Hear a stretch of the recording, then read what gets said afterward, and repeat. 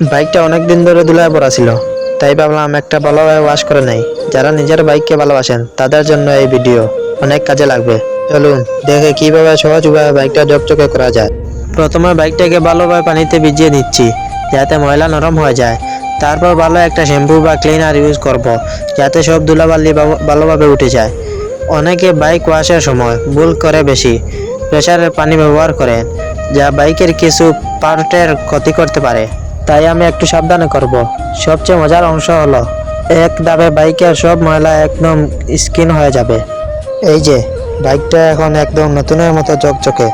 আপনি যদি bike wash করার সময় এই যে বাইক এখন নতুনের মতো চকচকে। আপনি যদি বাইক ওয়াশ করার সময় এই টিপসগুলো অনুসরণ করেন তাহলে আপনার বাইক এমন চকচক দেখাবে। আশা করি আজকের ভিডিওটা তোমাদের ভালো লেগেছে। যদি তোমাদের বাইক ওয়াশ করার অভিজ্ঞতা থাকে বা কোনো টিপস থাকে তাহলে কমেন্টে জানাও। আর যদি এমন আরও ভিডিও দেখতে চাও তাহলে চ্যানেলটা সাবস্ক্রাইব করতে ভুলবেন না। দেখা হবে পরবর্তী ভিডিওতে। ততক্ষণ পর্যন্ত ভালো থাকো, বাইকটাকে ভালোবাসবো।